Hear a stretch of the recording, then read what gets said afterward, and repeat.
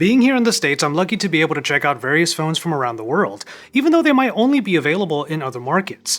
Now, those smartphones that I tend to look at usually are higher end and premium, but I have been asked in the past to try checking out some more of the more affordable devices. Perhaps better put, devices that might end up being much more common in places like India. Well, I have that unique opportunity now thanks to this video sponsored by OPPO ColorOS. What we're doing here is looking at how OPPO's take on Android 11 works on more than just the flagship devices. So let's see how ColorOS 11 elevates a more affordable but sleek smartphone. So it's Joshua Vergara. What's going on, everybody? Here are my thoughts on a more affordable OPPO, the OPPO F17 Pro. So I just got my hands on the OPPO F17 Pro, and I'll be giving you some thoughts in this video. It's a pretty recent phone that is getting the latest update to ColorOS 11, which we will talk about more a little bit later. That software obviously powers what is otherwise a more mid-range and budget-friendly smartphone, but it still manages to bring some compelling features. Now, as is typical with me, I have to mention that there is a clear case in the box. It's always a nice thing to find, but there's also a fast charger included because this 4,000 mAh battery is capable of 30-watt VOOC charging. The battery set is coming early in this video because once you take a look at the side profile of this phone, it's almost surprising that the battery is that big. That's because this is a really sleek phone with good looks to match the thin profile. The clear case will add a little bit of grip if this phone ends up being too slippery, but without the case, it's such a nice feel to handle a smartphone so slim. I'm really digging this two-tone backing as well, which adds a little bit of frost in a line that literally cuts down the middle of the camera module. OPPO's never really been shy about putting unique looks to any of their smartphones, and in this F17 Pro, we have a great example of that. In finishing off the bits around the phone, there is a headphone jack on the bottom next to the fast-charging USB-C port. Leave it to the more budget-friendly devices to include features that we wish would come back to flagships more often. Alright, so the design is definitely pleasing, so let's get it powered on. In my case, let's get past that lock screen and get into the display. Right off the bat, there is a pill cutout on the top left corner that does cut a little bit into the screen content, but it's not too egregious. It does make for a really fast face unlock that can be used alongside the in-display fingerprint reader. It's really only this chin area that seems a little bit out of place here because that bezel is bigger than the rest of the bezels. This might be in order to accommodate space for the headphone jack, but at least it's not that distracting from what is otherwise a really great display experience. A 6.43-inch Full HD Plus Super AMOLED screen. No, it's not the highest resolution and it doesn't have the highest refresh rate, but the fact that OPPO managed to put a Super AMOLED display on here means that the viewing experience will still be quite enjoyable.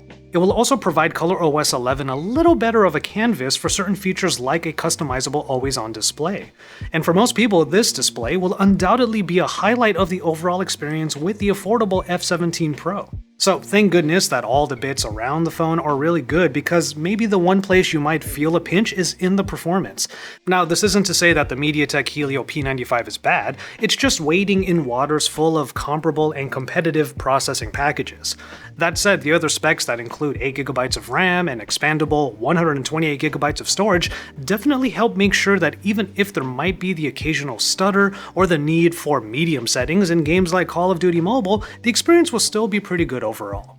Alright, so we can talk about the cameras. OPPO made sure to outfit this camera with plenty of lenses, and this configuration might seem a little bit odd at first. A main 48-megapixel camera brings a high-res photo mode aside from the pixel binning that you'll more commonly use, and then you get an 8-megapixel ultra-wide that helps to get more in the frame. And then there are two 2-megapixel mono depth sensors. These depth sensors are for enhancing the portrait modes, which include not only your typical soft background shots, but also color pops. There are all of the essential modes and features you'd want from a good smartphone camera, like 4K video recording and a night mode that does pull quite a bit more light into scenes. While this might not be a phone made for creators, there's plenty to like when you're trying to get pictures of yourself or your friends, whenever we're finally able to get together more, of course. The pill cutout accommodates a 16-megapixel sensor and another 2-megapixel depth sensor, so you get some help for portraits when using the front-facing camera too, including that color pop mode. Unfortunately, video only goes up to 1080p resolution, but that's not too much of a surprise. So now we get to the software, updated to the latest version of Android. This is Android 11, and OPPO's version is ColorOS 11. Now, if you haven't already seen my overview of the features that OPPO's take on Android 11 provides, you can see that in the links that are appearing above and are available below. Basically, all of those features are available here, which is awesome to see. The only difference is that with the OPPO Find X2 Pro I originally used, that phone is more high-end, so it provides a few above and beyond hardware features.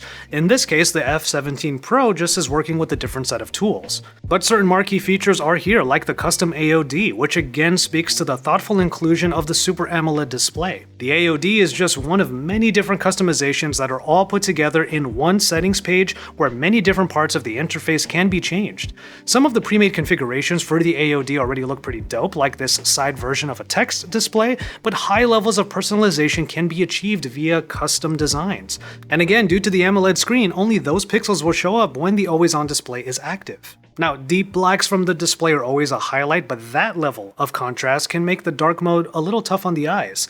That's why it's good that you can adjust the dark mode in ColorOS 11 to different levels. The gameplay you saw earlier in the video was recorded using the ColorOS 11 screen recorder, which itself provides a few extra options in terms of resolution and bitrate, and then playing the game gets some extra help from the GameSpace immersion mode, which turns off distractions like notifications and even calls. If you still need some notifications to come through, there is a ticker feature that will just slide the notification across the top third of the display so it doesn't really get in the way. But there are a couple of extra features that I wanted to highlight in this video. These are features that you would still have on the OPPO Find X2 Pro with ColorOS 11 installed. This first one is Screen Translate. This is a super cool feature that allows you to translate anything on the fly.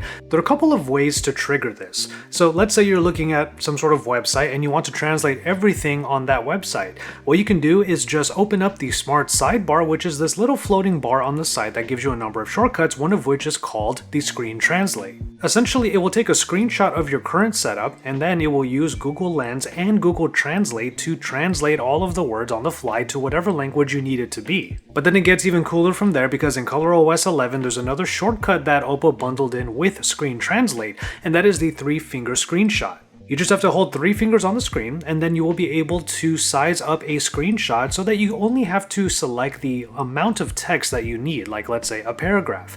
Once you have that screenshot, Screen Translate shows up as a quick shortcut, and you can get a translation of that particular paragraph immediately.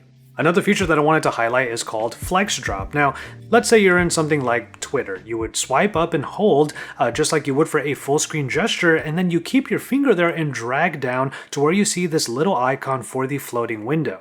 You then literally get a smaller version of the app that you were working with that does not take up the entirety of the screen, and you can actually move it around if you just need to move it aside so you can see what is underneath. But then this bar at the top where you can press and hold will give you a few extra options. You can size it back up to full screen, you could just close it outright, or you can make an even smaller mini window. That way you can just have the app in the corner or wherever you want to put it on the screen for safekeeping while you do something else. One of the best parts about Flex Drop is that it works with virtually any application. It does give you a warning if it's not going to work perfectly well, but I've even done it with YouTube and just put YouTube in the corner for a little bit. That way I have the audio playing and I can just go right back to that app when I'm ready to continue watching. Honestly, it's great to see that ColorOS 11 is here on the F17 Pro, helping to line up the different experiences across OPPO's different smartphones. The same things that you might enjoy in something like the Find X2 Pro are here, and if you want to save some money by going to the mid-range, you don't have to feel like you're actually missing out on much. I mean, you can even see here that I have OPPO Labs and OPPO Relax on here, which were refreshingly different applications I discovered during my original overview of ColorOS 11. OPPO Relax provides a few interesting background noise options, including actual sounds from locations across the world. And then OPPO Labs just includes a couple of small apps, one of which I really enjoy, the Decision Spinner. The thing is, I'm fasting today, so perhaps I'll just go coffee, tea, or water for this next one. And so there you have it, a look at the very sleek, very well designed ColorOS 11 powered OPPO F17 Pro. This is a phone that comes in at the equivalent of under $300 US, and for all of the different features that it comes with, I think a lot of people in the markets where this phone is appearing will have a nice budget option if they want to save a little bit of money. But kudos to OPPO for making sure that ColorOS 11 is still included in the overall experience of their more budget device. Let me know if you picked up this very recent release from OPPO, the F17 Pro. Let me know what your experience has been like in the comment sections down below. Also, let me know your thoughts on ColorOS 11 in general. If you missed my overview of the different features that this edition of Android 11 brings to the table, well, they are available in links above and below. From there, I'm going to go ahead and call it on this one. However, get into the comment sections, or at the very least, just drop some likes on this video and subscribe to my channel if you haven't already. All right, with all that said, I'm going to call it on this one. Take care of yourselves and each other, and I would just remind you to enjoy your tea, everybody.